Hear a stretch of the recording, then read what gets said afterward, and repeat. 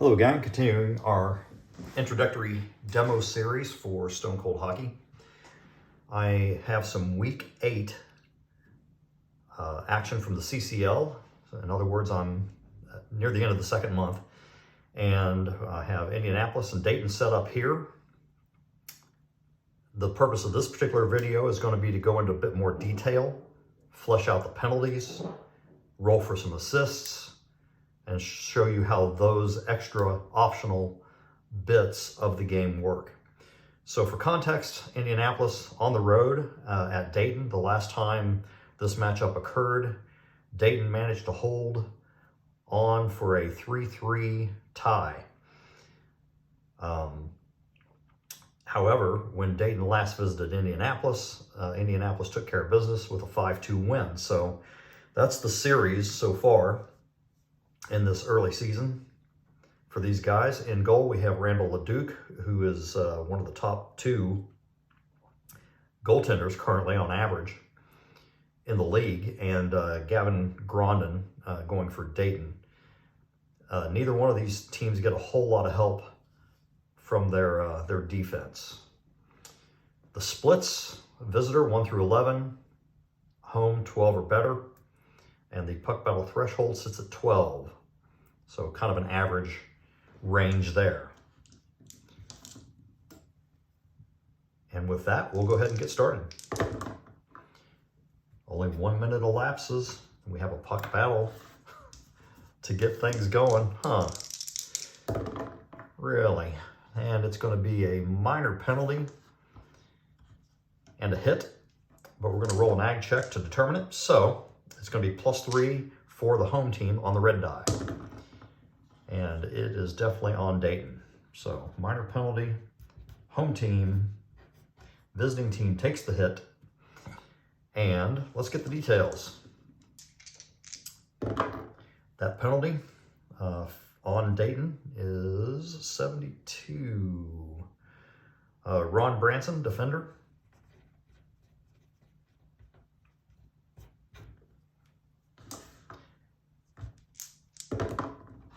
.03, well, I know what that is. That's tripping, so you would look that up here. And I'm going to write that down. So Branson goes to the box for tripping. It's 2 minutes now for Indianapolis. Their power play is an 8 versus a 5, +3 advantage. 27 is a pretty good roll. That's going to get them a crease chance against Gavin Grondin's goal rating of 6. 24, they will score on that.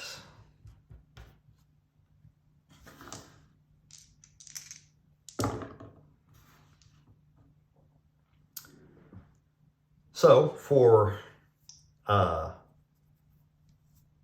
play goals, there's an optional house rule to divide this in half. Divide the black die in half, that is. So that would be a 30, which would give us Angus Brochu on the goal.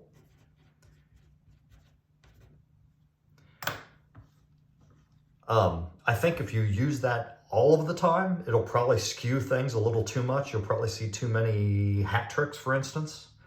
And over the course of a long season, you would probably get too many goals distributed to your top goal scorers. But I think it's a fun house rule for short projects where you kind of want to see the stars come out. Maybe a happy medium would be to use that house rule half of the time.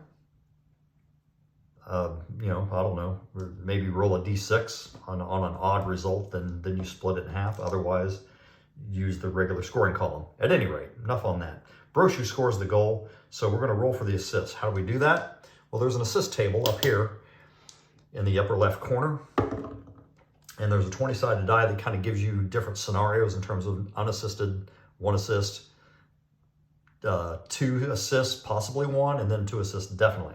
So this is 2 assists, and the first assist is going to be 14. That's visitor. So Brochu and Will Ferguson on the assist, which makes sense. And tell me I ran out of lead. Okay, there we go. So I'll write down Fergie. And let's see, the second assist, 0-5, that would be Filipovic, or Filipovic.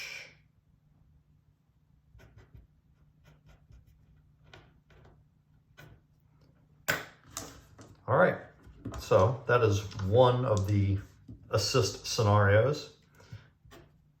And with that, we are only 2 minutes into the game, but maybe things will speed up here. Let's see. 3 minutes elapse, 1, 2, 3, and we have an attack. It is Dayton on the attack, column A. That 6 is just 1 point off of the Indianapolis defensive range of 1 through 5. And that's column A 14. They're going to score, aren't they? Yes, attack rating of 5, deep turnover, quick shot, pow!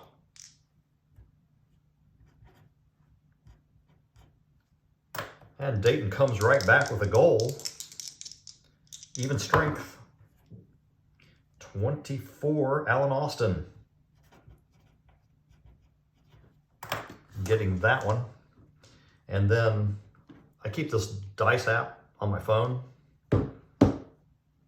Maybe it'll speed up some of the detail stuff, but you already saw how the assist works. You roll the 20 on the table for the scenario, then you roll the percentile dice for the specific assists. So here we have 2 assists according to the table. The first assist, 76. Mo Warren. And second assist, 18. All right, now this is interesting. This comes up Alan Austin. So it says on the table, if a player is repeated, choose the nearest alternate. So I've got my choice here between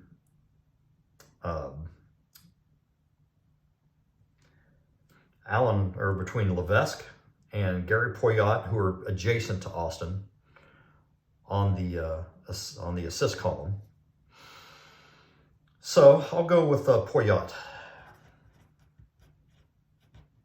So it's a judgment call, but we're just talking assists here. It's not the end of the world statistically.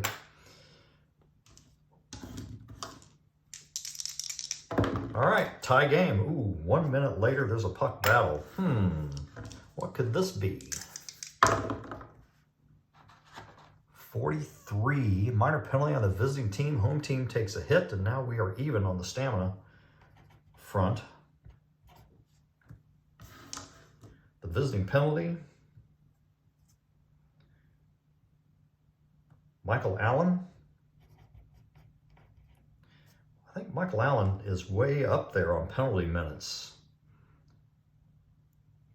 And the penalty is 4-28. Hooking. Pretty common.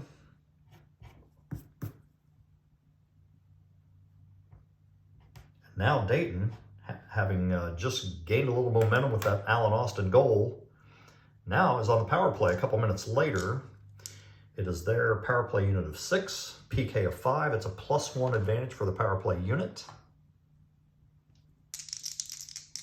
The first minute, they score, 0-9. There's no doubt. Cross ice, one-timer, 2-1. Dayton takes the lead. All right. Let me see, how can I treat this? So I'll just say since my scoring roll was odd instead of even, then I will treat this as a cut for the house rule and divide that black die in half. So that goes to a 1, that's an 11. And the goal scorer is none other than Francis Levesque at the top of the league leaderboard in goals scored. And then we'll get his assists on this. It is going to be 2 assists as per usual. And we get 96, Kenneth McClure, and 78, Kyle Morrow. McClure, Morrow. There we go. And that broke my lead. And that is the end of that power play. We have 3 goals scored here in the first 7 minutes of the game. Not bad. 2 power play goals. 1 minute later, another puck battle. Oh boy. They're packing in the action here, aren't they? 18, we know that that's a typical penalty and a hit. But we have to roll the aggression check to see which way it goes. So +3 on the red die, and it's going to be on Dayton.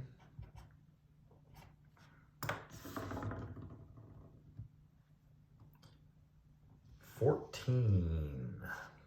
Oh, wouldn't you know, Keith Gibson, he's their agitator. Going to sit out for a couple minutes. And that penalty is for tripping. I'm sure he did that with great attitude. But he's going to put Indy back on the power play with their +3 advantage.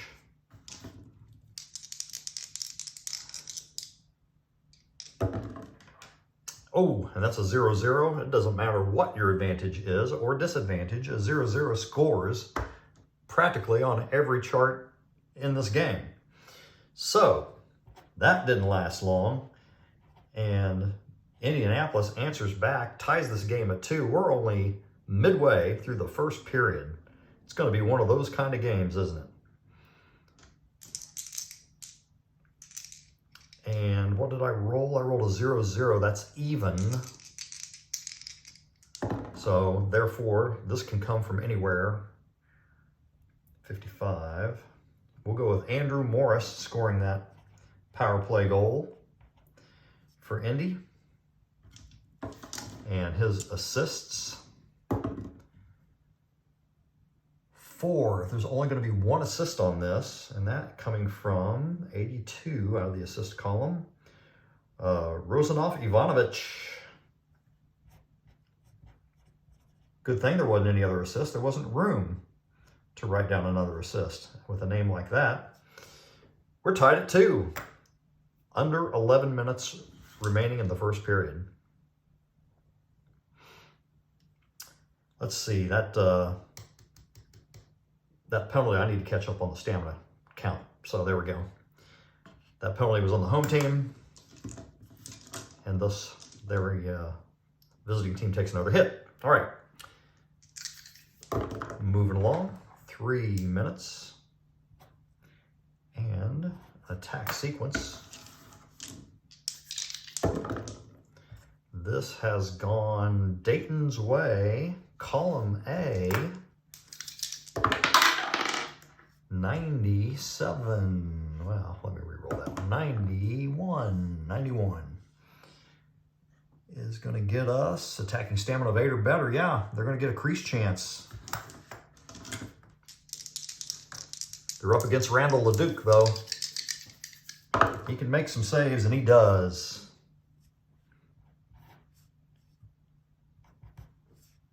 LeDuc stands tall, knocks that one down. I guess he's not standing tall in the goal. He's crouching down and knocking it down. At any rate, on we go. Great save there by LeDuc, making it look easy. Another attack sequence comes with under 3 minutes remaining. And we have Indianapolis in control, but it's defended, giving us that column D shift. 50 is going to be defenders with an off-balance shot. And that will scrap that chance. Anything else remaining in the first period? Nope, that's it. We end the first period knotted up by a score of 2-2. All right, so there you go. already you've seen what we had 4 goals scored in that period. So you've seen the penalty details. You've a couple power play goals, all the assists, and that's how the game goes when you're using the full detail. And it bogs things down a little bit for me, but for somebody who's using an automated roller of some sort, or a spreadsheet or something to get through their games, and you like that kind of detail, then it's good to go. Otherwise, if you're like me, I like to get my scorer and my goal scorer, and sometimes I'll mess with minor penalty details, but usually not. I'll wait till it's a major. But let's go ahead and continue this game in this fashion and just see how long it takes us. Of course, here I am explaining lots of stuff too, so that takes longer as well. Second period, 4 minutes off, and a puck battle. 94, I know what that is. That's going to take us to the enforcer table. That result is a 5, and I know what that is. That's an automatic fight. As both teams, it says payback, team with a lower stamina deals the hit. So that is Indianapolis dealing a hit to Dayton level with them. If stamina is even, both teams deal a hit. It's not until after the hit. But either way, a fight occurs right here. So who do we have? We'll roll in the FM for fighting major column, 57 for Indianapolis. Andrew Shannon, he's a right winger, about looks like third line. Andrew Shannon is going to match up with 23, Zach Mathis.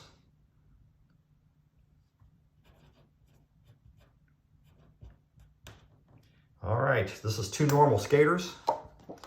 Drop on the mitts. Puts us in that column. 36 is going to give us a quick, chaotic fight. Both fighters land a punch, but the home player gets the better of it. Increase the con range of the home team by 1 and deal 1 hit. So there's another hit on Indianapolis. And the con range will drop to 11. So it's a 10-11 split now instead of 11-12.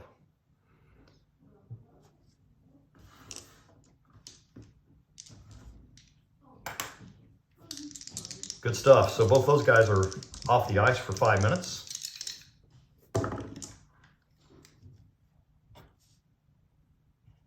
Six minutes later, there's an attack sequence. So both those majors have already expired by the time we get our next attack sequence. This is Indianapolis, Dayton again defending, putting on column D, and it's a good thing because what would have been a sure 100% goal is now just a slot chance. So Grondin has a chance here to stop this one. About a 50% chance. 51. Well, that'll be interesting. It takes a goalie of 7 to make that save. He's a 6. Very close. But he does not make the save. So here's Indianapolis taking a 3-2 lead from the slot on a goal by, even strength goal, could be anybody. 51 again, really. Okay. Brandon West. Nope, wrong card. George Grenier. There we go. It's easy to do. Look at the wrong card. All right, Grenier comes through with the go-ahead goal midway through the game. And assist-wise, I'll go ahead and roll those on here. It is going to be 1 assist only, 40. Andrew Morris.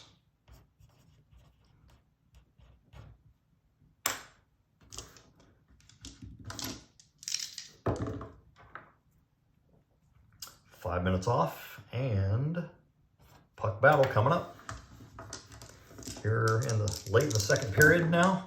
70. Agitator table with a result of 2. Visiting agitator, well, no. Indianapolis does not have an agitator. Therefore, the home team is just going to get a slot chance because there was no one there to kind of break their stride. Okay. Slot chance for Dayton. Against Randall LeDuc, though. They need to roll low to tie this up. 33 is probably not low enough. Goalie 9 makes the save. He's a 10. Slot save for LeDuc. A few minutes remaining. 5, 1, 2, 3, 4, 5. We get down to the final seconds of the second period just before the horn, and then this happens off the puck battle chart, and it's going to be a minor penalty right before the horn there. So who's it going to be? +3 on the red die. Close, but not enough. Let's see for Dayton. So the minor penalty goes on the visitor. So therefore the home team takes a hit and will begin the third period on the power play, trailing by a goal. The minor penalty for Indy, well, really, I rolled low. Angus Brochu, he scored the goal earlier, and now he's going to sit out for a little bit and reconsider his attitude. All right, 54 is the penalty type, and that was not holding, interference for Brochu. All right, so that's the scenarios. We start the third period. The score is 3-2. Dayton trailing on the power play here. They have a +1 advantage. 76. PK unit delivers a huge hit and clears. Deal 1 hit. Wow, so Indianapolis on that defensive play on the penalty kill now has an advantage on stamina. Maybe that'll be a factor, maybe it won't. But at the very least, all right, this pencil's dead. I'll grab another. At the very least, they killed off half of that power play. Let's see what happens next. 45 on the +1 advantage.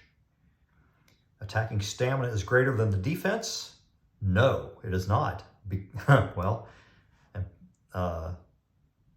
So therefore, it's a point chance instead of a crease chance. So Dayton has a shot, but not much of one against Randall LeDuc. 39 is not going to do it. That would be a goalie of 7 or better can make that save. So LeDuc saving a point chance. That's his third big save of the game against Dayton. And we move on. So that worked out really well, that penalty. That's a good case of where a penalty and a power play, the reward in this case for the penalty was better than the risk in hindsight. So 5 minutes later, time slot 13, attack sequence. That is Dayton, but it's column D. Defended 32 by Indianapolis. Both teams take a hit as a high-speed play crashes into the boards. So things are getting kind of low here. They're grinding each other down in this physical battle.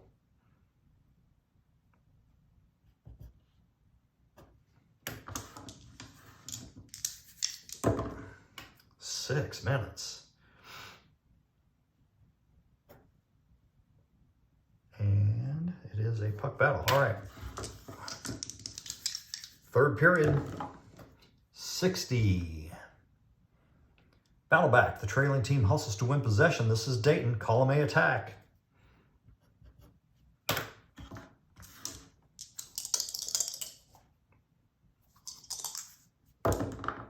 79. That may not be very good for them.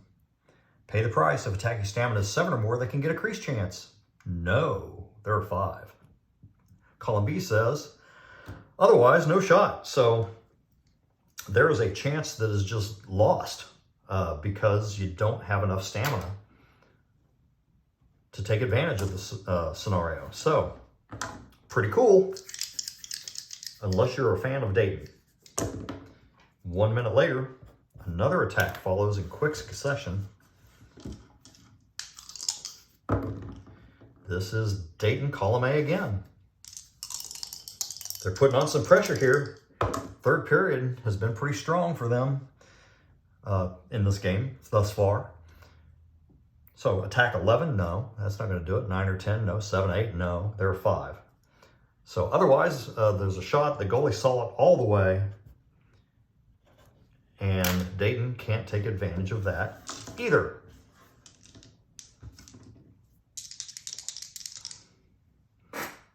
Under 6 minutes remaining. 3-2 is still our score. This has been all Dayton in the third period, but they can't get past Randall the Duke.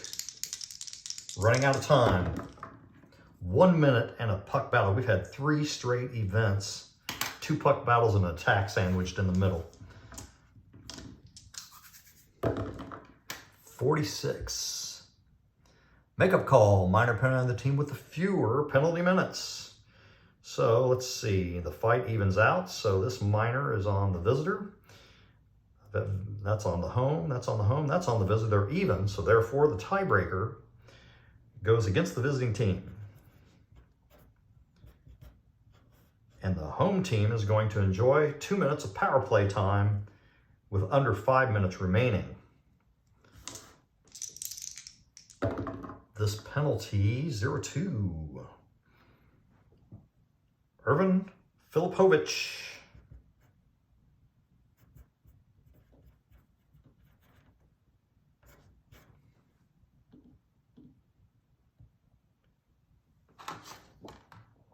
And he is going to the box for interference. Dayton has that +1 advantage on the power play. Let me see here. Since that was a makeup call, there was no stamina damage assessed. So that stays the same. And Dayton takes their +1 advantage on the power play chart for 2 minutes. Here we go. Trailing by a goal. Oh, that looks good. 18, they score on the rebound. Fantastic. And I rolled I forgot what my roll was. I'm going to roll that just to see. Even, so I'm not going to split this in half. 69 in the scoring column for Dayton is going to give us Shastin Viktorovich.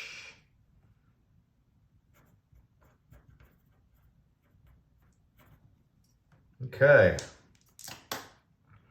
The assists on that goal. I'll roll them on here. So, scenario number 6, 2 assists. Choose the nearest forward, then roll. So, the nearest to Viktorovich, there were 2 right wingers, Casey Sharp and Matthew Hodgson. I will go down to Hodgson.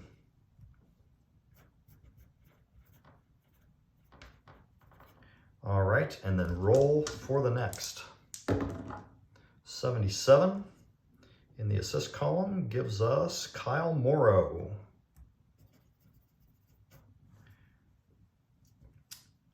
We are tied with under 4 minutes.